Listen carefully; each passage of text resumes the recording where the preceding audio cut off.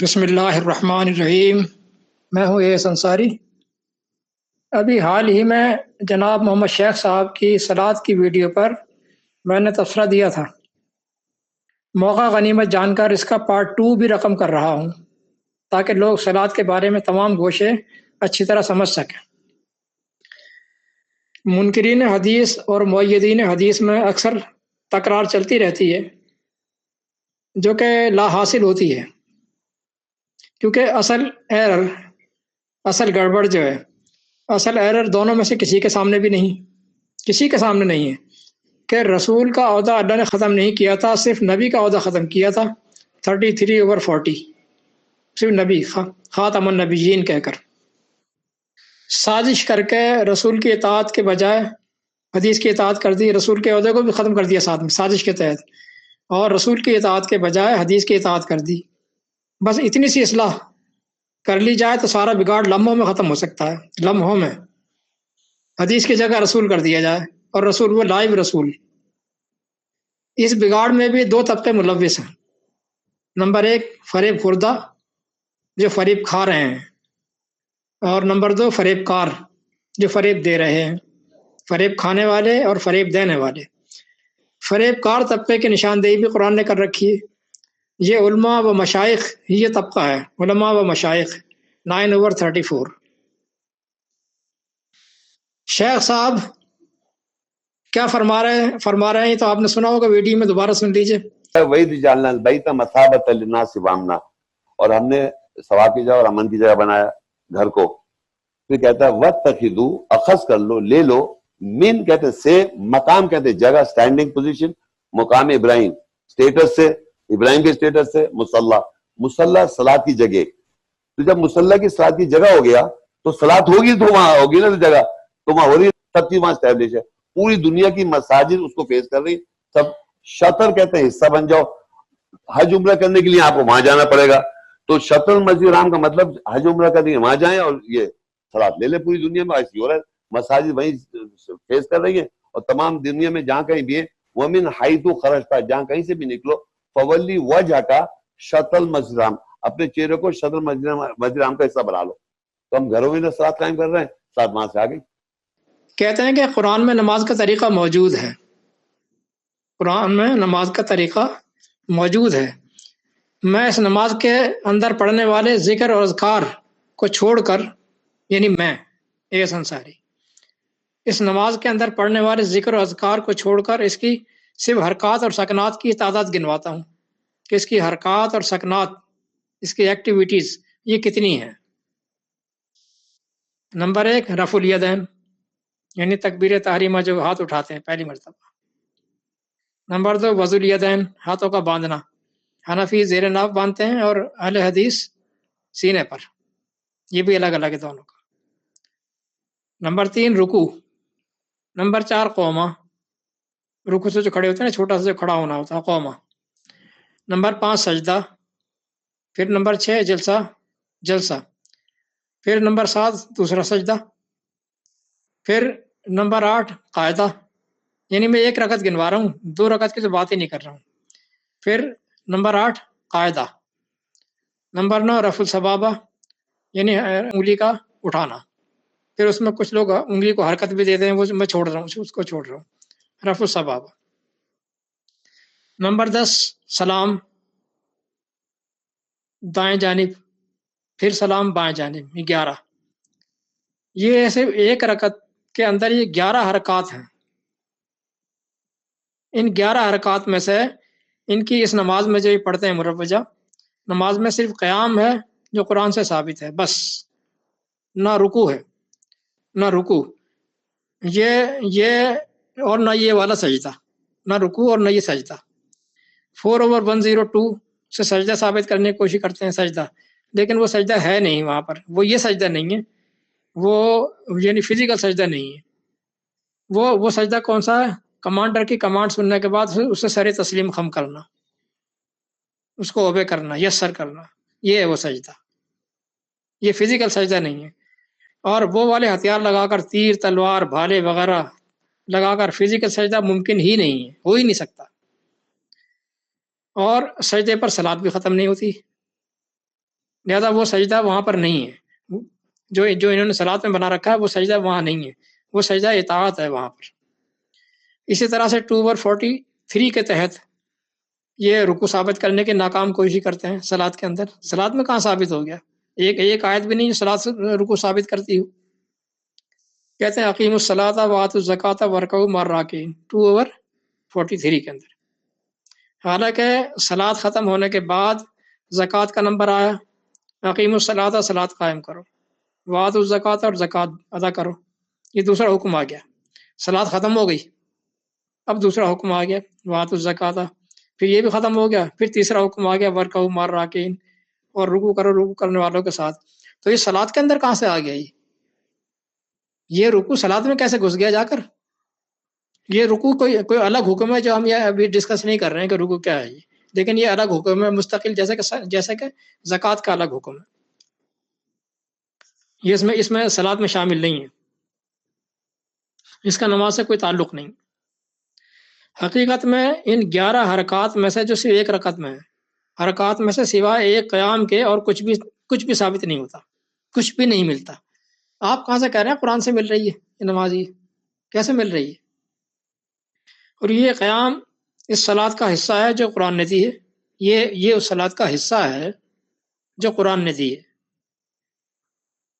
Lecturer کھڑے ہو کر صلاۃ کا لیکچر دے گا، لیکچرار کھڑے ہو کر صلاۃ کا لیکچر دے، آرام سے کرسی پر بیٹھ کر نہیں۔ جیسا کہ سورہ جمعہ کے اندر ہمیں ملتا ہے کہ صلاۃ کے لائیو سیشن میں، صلاۃ کا سیشن چل رہا ہے، لیکچرار کھڑے ہو کے لیکچر دے رہا ہے، لوگ سن رہے ہیں۔ لائیو سیشن میں عرب کے بدو، باہر کوئی سودا بیچنے والا آیا یا کوئی تماشا دکھانے والا آیا تو لیکچر چھوڑ کر آپ کو کھڑے کے کھڑا چھوڑ کر بھاگ جاتے تھے۔ وَتَرَكُوكَ قَائِمًا، تجھے کھڑے کے کھڑا چھوڑ جاتے تھے۔ 62 کی 11 صلاۃ کے سیشن میں کھڑے کے کھڑا چھوڑ جاتے تھے۔ یہ ہے قرآنی صلاۃ کا سیشن کہ آفیسر عوام کے فیس ٹو فیس انہیں لیکچر دے گا۔ فیس ٹو فیس لیکچر کا یہ طریقہ ہوتا ہے، یہ منہ پھیر کر نہیں۔ صلاۃ میں قبلے کے رخ کی طرف رخ کرنے کی ایک آیت بھی نہیں ہے۔ یہ شیخ صاحب جو بار بار فرما رہا ہے نا کہ ساری مسجدیں جو ہے وہ ساری مسجدیں فیس کرتی ہیں قبلے کو، کہاں فیس کرتی ہیں بھائی؟ یہ تو کر رہی ہیں، یہ تو کر رہی ہیں، لیکن قرآن نے تو ایسا کوئی حکم نہیں دیا، قرآن میں تو نہیں ہے۔ یہ جو کر رہی ہیں، یہ جو کر رہے ہیں، یہ کام قرآن سے ثابت نہیں ہے۔ تمام منکرین حدیث کو بھی میرا چیلنج ہے کہ اس نماز میں سے کچھ بھی نکال کر دکھا دیں آپ، یہ ہے ہی نہیں، اور نہ قبلے کی طرف فیس کرنا ہے۔ ایک آیت بھی نہیں ہے قرآن کے اندر جو اللہ تعالیٰ نے کہا کہ صلاۃ میں قبلے کی طرف فیس کرو، قبلے کی طرف ڈائریکشن کرو، ایک آیت بھی نہیں ہے۔ وہ جو آیتیں ہیں وہ کوئی بات ہی کچھ اور ہے، وہ سورہ بقرہ کے اندر سیقول السفہاء والی۔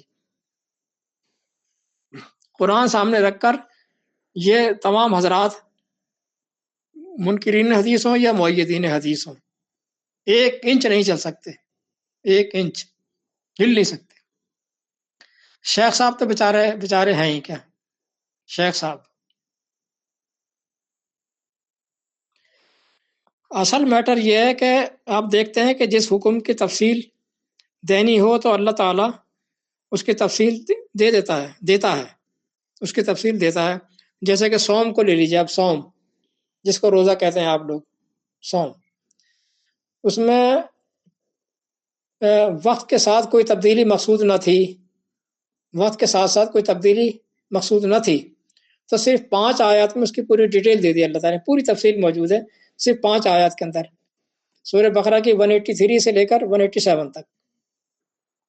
صلاۃ کا ذکر 87 آیات میں ہے قرآن میں، 87 آیات میں، 87 آیات میں کرنے کے باوجود اس کی کوئی تفصیل نہیں دی، کوئی تفصیل نہیں دی، جس کا اعتراف مؤیدین حدیث بھی کرتے ہیں، وہ تو کرتے ہیں، اور منکرین حدیث کے جواب میں خلط مبحث میں لگے رہتے ہیں، نہیں ایسا ہے، نہیں ویسا ہے، کیونکہ اس کی تفصیل نہ لغت سے ملتی ہے اور نہ قرآن سے، اور مل بھی نہیں سکتی، کیونکہ یہ کام تو کرنا ہی حکومت نے ہے۔ حکومت جس کا ہیڈ جو ہے وہ رسول ہوتا ہے، رسول نے، قرآن نے صرف اس کے چند بیسک اسٹینڈرڈ دیے ہیں، بیسک کہ تمہاری صلات جسے تم اپنے لیجسلیچر اسمبلی کے ذریعے سے مرتب کرو گے وہ ان شرائط کو پوری کرتی ہو. نمبر 1 کہتا اقیم الصلاۃ لذکری، اقیم الصلاۃ لذکری 20:14. صلاۃ ایسی قائم کرنا کہ اس صلاۃ سے میرے احکام کی اشاعت ہو سکے، میرے احکام کی اشاعت ہو سکے. طریقہ کچھ بھی اختیار کرو، نتیجہ یہ ہونا چاہیے. اصل چیز تو نتیجہ ہوتا ہے نا، نتیجہ یہ ہونا چاہیے. نمبر 2 کہتا ان الصلاۃ تنہی عن الفحشاء والمنکر 29/45. یقیناً وہ صلاۃ یہ نتیجہ لائے گی کہ معاشرے سے تمام فحاشی اور تمام ممنوعات کی وائلیشن ختم ہو جائے گی. اگر صلاۃ یہ نتیجہ نہیں لا رہی ہے تو دوبارہ چیک کرو، بورڈ بٹھاؤ اور غلطی تلاش کر کے اس کو درست کرو، اس کا ازالہ کرو.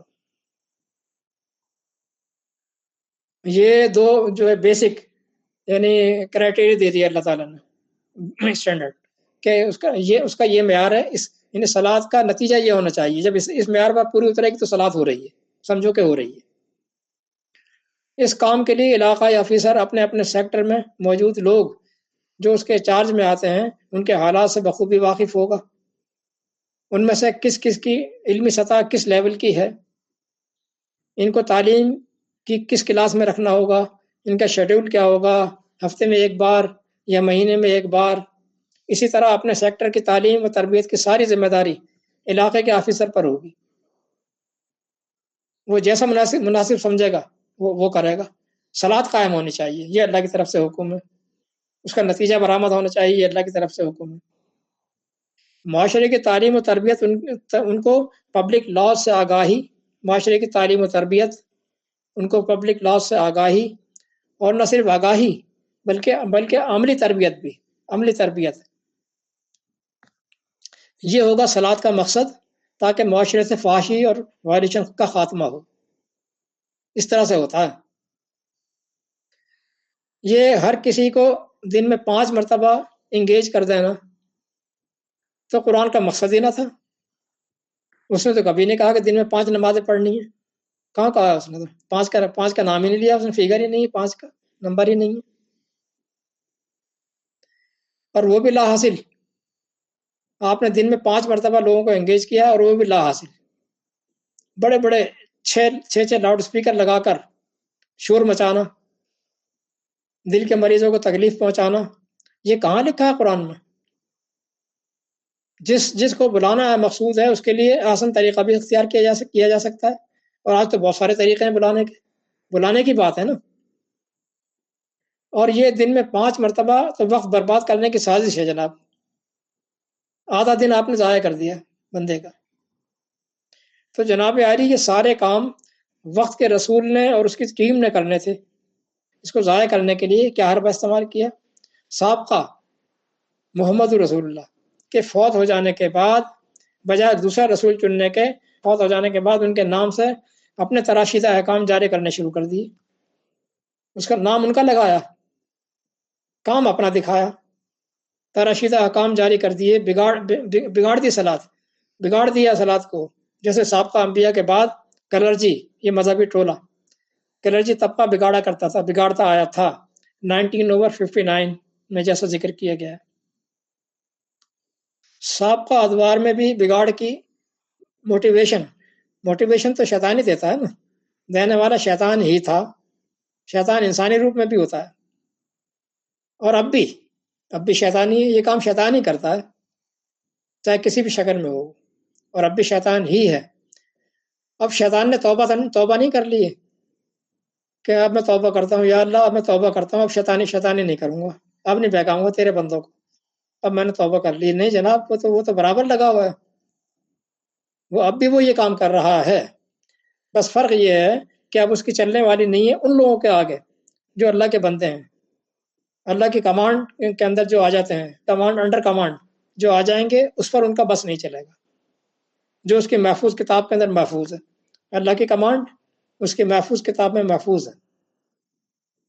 صحیح اور غلط کا معیار لوگ نہیں، لوگوں کو مت بناؤ.